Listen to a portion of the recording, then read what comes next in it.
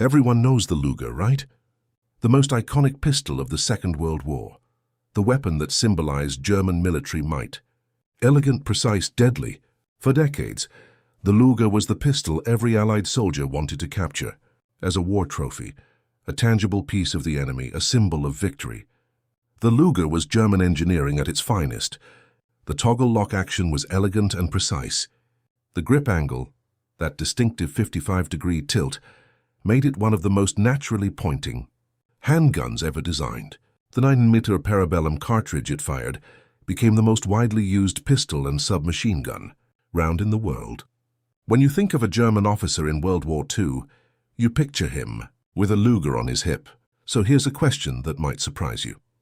Why did the legendary Erwin Rommel, the Desert Fox, the most famous German general of the war, the man whose name became synonymous with tactical brilliance, why did he consistently refuse to carry this iconic German pistol? Why did he instead choose an Italian Beretta? This isn't just about personal preference for firearms. This is about understanding the unique style of command that made Rommel one of the most innovative military leaders of the 20th century. It's about his pragmatic approach to warfare. And it's about a side of the Desert Fox that is often overshadowed by his legendary status as a strategist. Because when you understand why Rommel chose the weapon he did, you begin to understand the man himself. And that man was far more complex and far more practical than the myth suggests. Erwin Johannes Eugen Rommel was born on November 15, 1891 in Heidenheim, a small town in the Kingdom of Württemberg in southern Germany. He was not born into a military family. His father was a schoolmaster. His mother was the daughter of a local government official. Young Erwin was not a particularly athletic child. In fact, he's been described as somewhat frail in his early years. He was small for his age, pale and bookish. But something changed in his early teens. He discovered sports. He discovered machinery. And he discovered a talent for leadership that would define his life. Rommel was fascinated by how things worked. He built his own glider as a teenager, a working glider that actually flew. He was known to take apart machinery just to understand it, then put it back together. Once he dismantled an entire motorcycle piece by piece and reassembled it perfectly. He wanted to be an engineer. His father had other plans. Without the grades to attend university, young Erwin's father pushed him toward a military career. In 1910, at the age of 18, Rommel enrolled at the Officer Cadet School in Gdansk and joined the 124th Württemberg Infantry Regiment. He graduated as a lieutenant in 1912. He had no idea that within 2 years, he would be fighting in the most devastating war the world had ever seen, and that war would forge him into something extraordinary.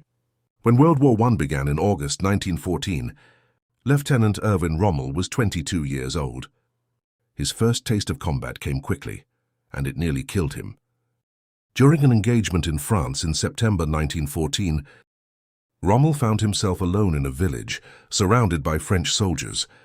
He was outnumbered and outgunned. What he did next revealed something essential about his character. Instead of retreating, he attacked. With his rifle empty and no time to reload, Rommel charged at 3 French soldiers with his bayonet. He took a bullet through the thigh, but he kept fighting until his men arrived to support him.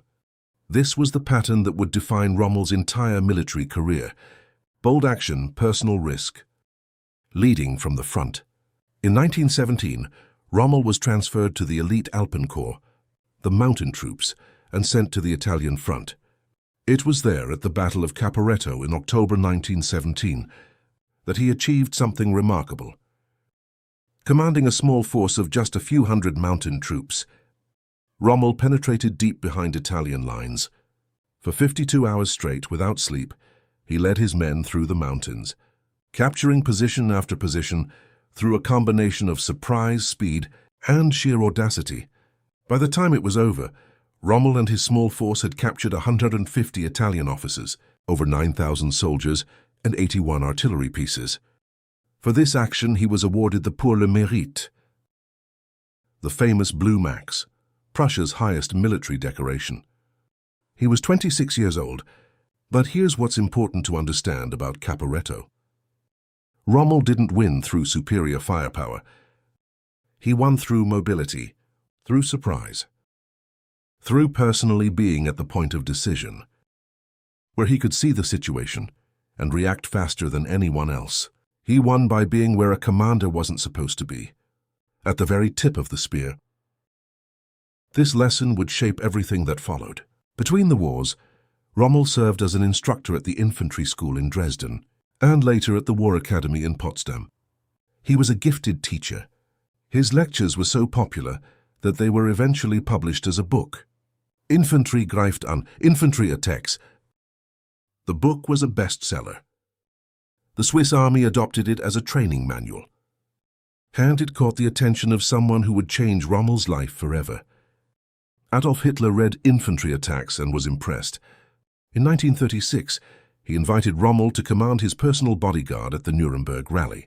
It was the beginning of a complicated relationship, one that would lead Rommel to the heights of fame and ultimately to his death. But first it would lead him to France. In May 1940, Germany launched its Blitzkrieg invasion of Western Europe. Rommel commanded the 7th Panzer Division, and he commanded it in a way that no one had ever seen. He led from the very front, not from a headquarters miles behind the lines, not from a command post with maps and radios.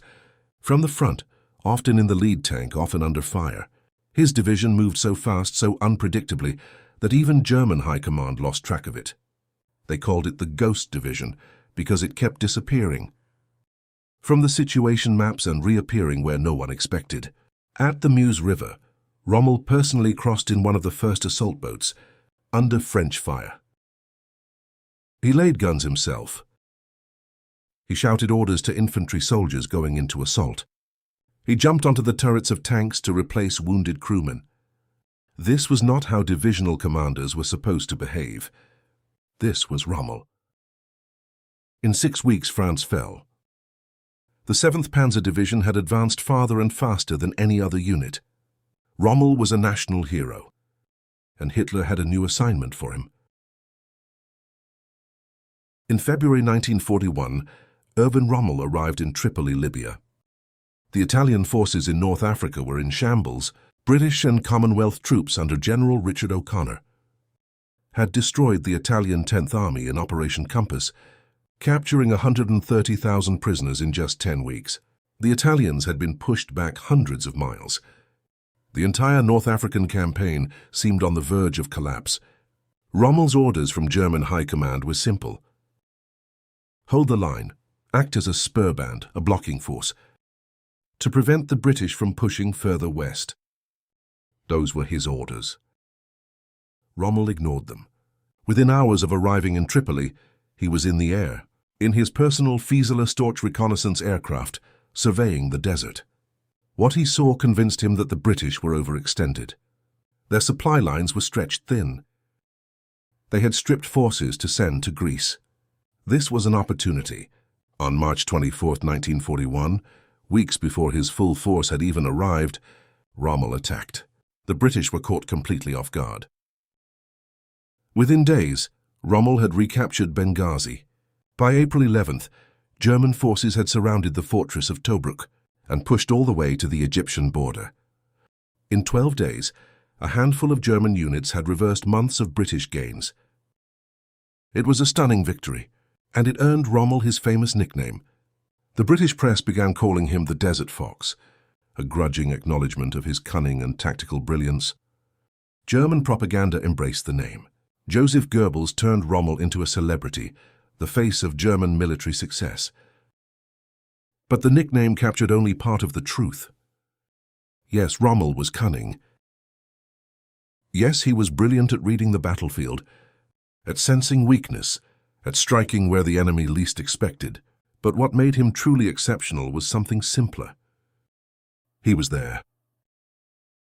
Not at headquarters, not behind the lines, there at the front, in the dust and heat and chaos of battle. Rommel routinely flew his Fieseler Storch over the front lines, often landing next to units to personally issue orders. He drove his command vehicle to forward positions, where he could see the situation firsthand. He personally directed artillery fire. He personally scouted enemy positions. This drove his staff officers crazy. They couldn't find him. They couldn't coordinate with him. They complained that he was neglecting his duties as a commanding general. Rommel didn't care. He believed, and his entire career proved, that the commander must be where the decision is made, not reviewing reports, not studying maps, there on the ground where he could see and react faster than the enemy. But there was a practical problem with this approach. The desert was brutal. North Africa wasn't like France. The heat was extreme. Temperatures regularly exceeded 120 degrees Fahrenheit. The sand got into everything. Engines, weapons, eyes, lungs. The wind carried fine particles that could strip paint from metal and blind a man in minutes. And for a commander who spent his time at the very front of the battle, exposed to all this, equipment reliability wasn't an abstract concern. It was a matter of life and death. Let's talk about the Luger P08. There is no more iconic pistol in military history.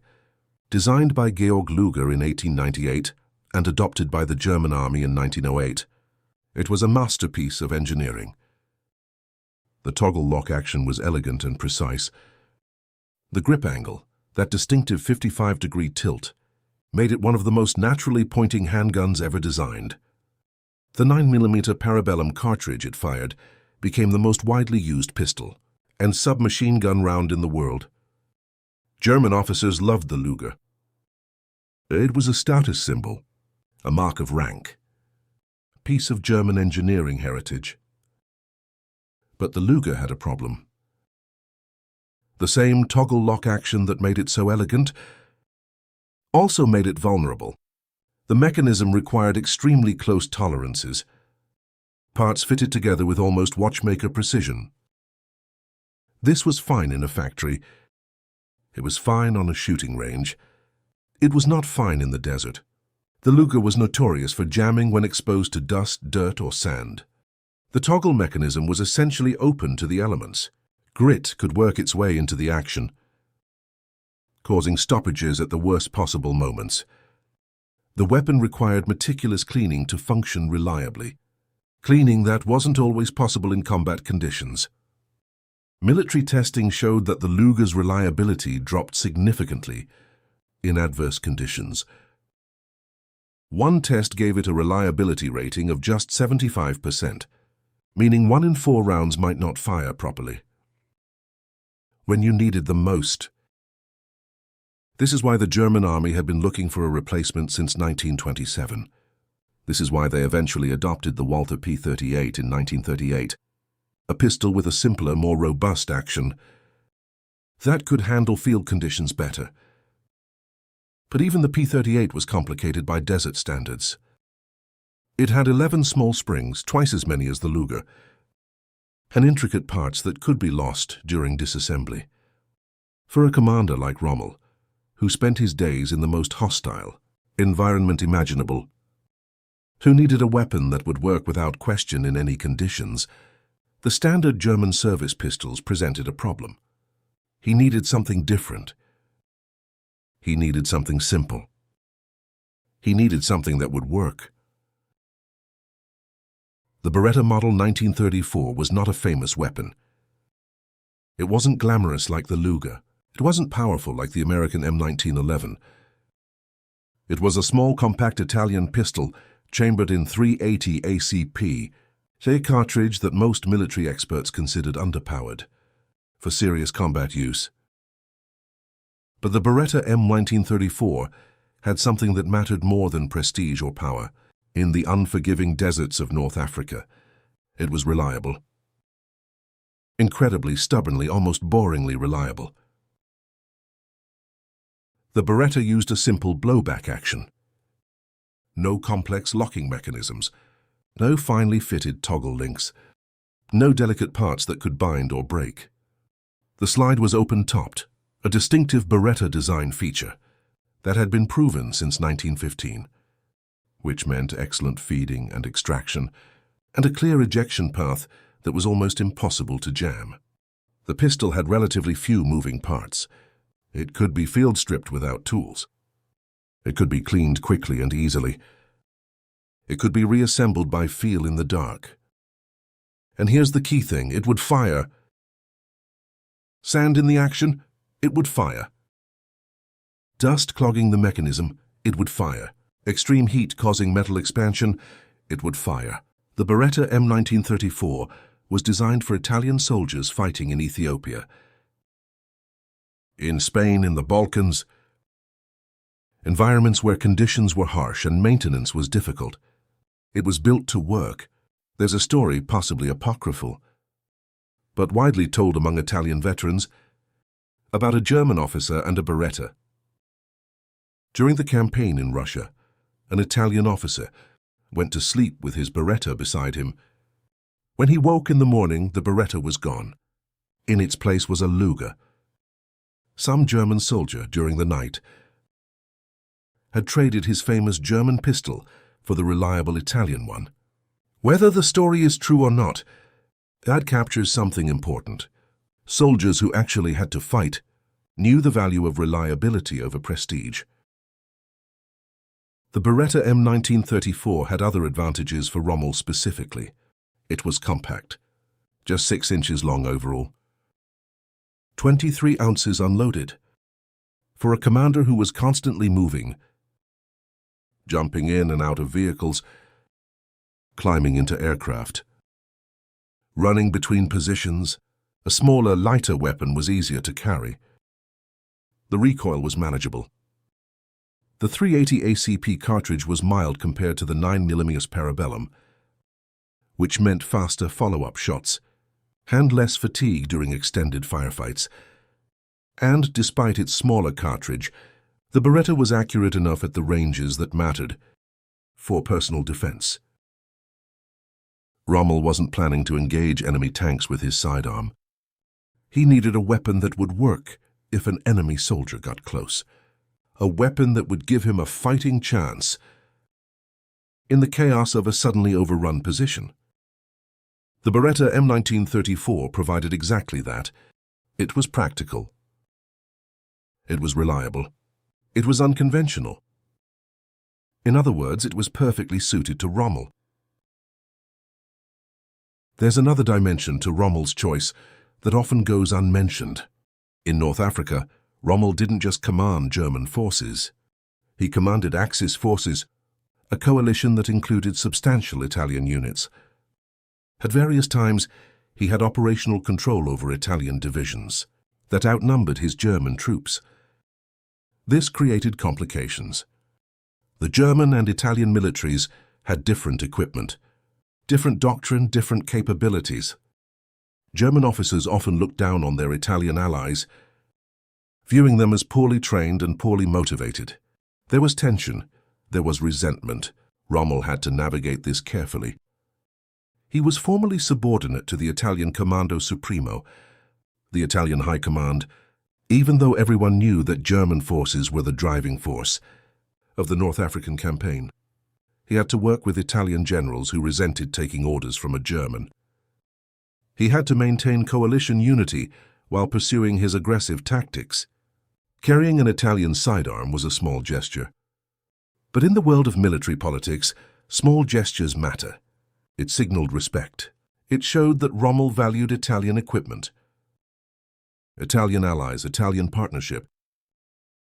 Whether this was calculated or simply practical, the effect was the same. It helped smooth relationships that were essential to the functioning of Axis forces in North Africa.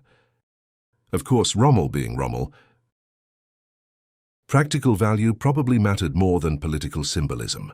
He chose the Beretta because it worked. Not because it made Italians happy, but the fact that it also served a diplomatic purpose was a bonus. There's a psychological dimension to Rommel's weapon choice that deserves consideration. Rommel was not a typical German general.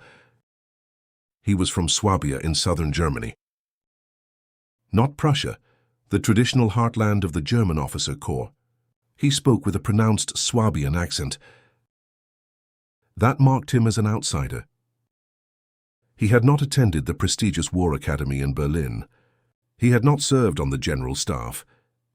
In the rigid hierarchy of the German military, Rommel was something of an anomaly, a commoner who had risen through sheer ability rather than through the traditional paths of the Prussian aristocracy. This outsider status shaped his approach to command. Rommel was direct where other generals were diplomatic. He was aggressive where others were cautious. He ignored orders when he thought they were wrong. He prioritized results over protocol. And he chose equipment based on what worked, not on what was expected. Carrying a Luger was expected. It was what German officers did. It was part of the image, the tradition, the identity of a Wehrmacht officer. Rommel chose function over tradition. This tells us something important about his character. He was willing to be unconventional. He was willing to challenge norms.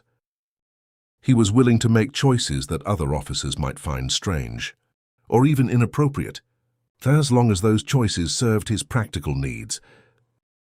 This same willingness to defy convention showed up throughout his career, in his tactics, which broke all the rules of careful coordination, in his personal habits, which put him in danger that most generals avoided, in his eventual tragic involvement with the conspiracy against Hitler. The Beretta was a small thing, a sidearm that probably never fired a shot in anger. But it was emblematic of the man. Rommel did what worked, period. In the end, the North African campaign slipped away from Rommel, not because of tactical failures, not because of poor decisions, but because of the simple mathematics of war. At the Second Battle of El Alamein in October 1942, Rommel faced a British force under General Bernard Montgomery that outnumbered him 2-1 in men, 3-1 in aircraft, and more than 4-1 in tanks. Allied air power had strangled his supply lines. His tanks were running out of fuel. His men were exhausted. It was, as one historian put it, a battle of attrition that the Allies could afford and Germany could not. Rommel was forced to retreat. A fighting retreat, brilliantly executed, but a retreat nonetheless. By May 1943, the last Axis forces in North Africa had surrendered. Over 275,000 German and Italian soldiers became prisoners of war. Rommel himself was not among them. Hitler had recalled him to Germany before the final collapse. His war continued in Italy briefly, and then in France, where he was tasked with preparing the Atlantic Wall against the expected Allied invasion. But North Africa remained his legend. The Desert Fox, the commander who had humiliated the British with a fraction of their forces, the general who led from the front and defied the odds, and through it all he carried his Italian Beretta. On July 17, 1944, Rommel's staff car was strafed by Allied aircraft. In Normandy, he was severely wounded, nearly killed. While he recuperated, he was implicated in the July 20th plot to assassinate Hitler. The evidence against him was circumstantial. Rommel had talked with conspirators. He had expressed doubts about Germany's chances of winning the war. He had suggested that Hitler should be put on trial rather than killed. It was enough. On October 14, 1944, 2 German generals arrived at Rommel's home. They gave him a choice: face a show trial for treason,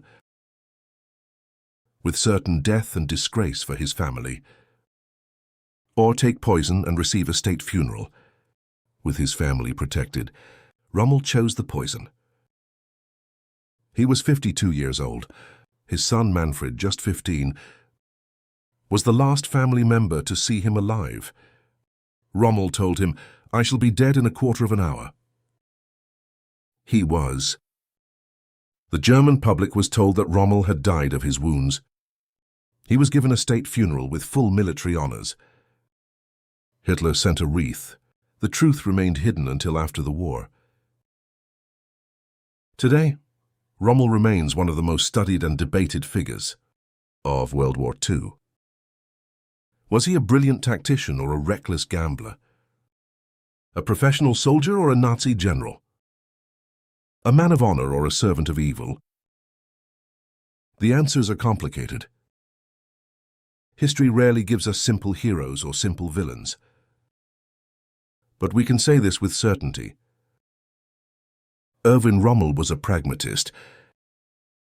He did what worked, on the battlefield and off, in tactics and in equipment, in the grand decisions of war, and in the small choice of which pistol to carry.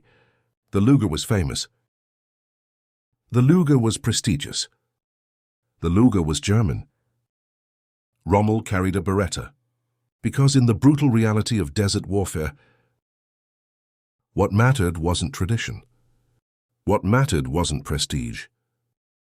What mattered wasn't even national pride. What mattered was having a weapon that would fire when you pulled the trigger. That's the lesson of Rommel and his Beretta. It's a lesson about pragmatism over prestige, about function over form, about the willingness to do what works, even when it defies expectations. Modern military leaders still study Rommel's tactics. General Norman Schwarzkopf called him a genius at battles of movement. Israeli generals Ariel Sharon and Moshe Dayan considered him a model and icon. They studied his strategy, his audacity, his willingness to take risks. But perhaps they should also study his Beretta. Because sometimes the greatest wisdom lies in the smallest choices. Erwin Rommel, the Desert Fox, the German general who carried an Italian pistol, the pragmatist who understood that in war as in life, what matters isn't what's expected. What matters is what works. If you found this story fascinating, please subscribe to our channel. We bring you the untold stories of military history, the decisions, the details, the human moments that shaped the wars that shaped our world. Click subscribe, hit the bell, and join us for the next chapter of history.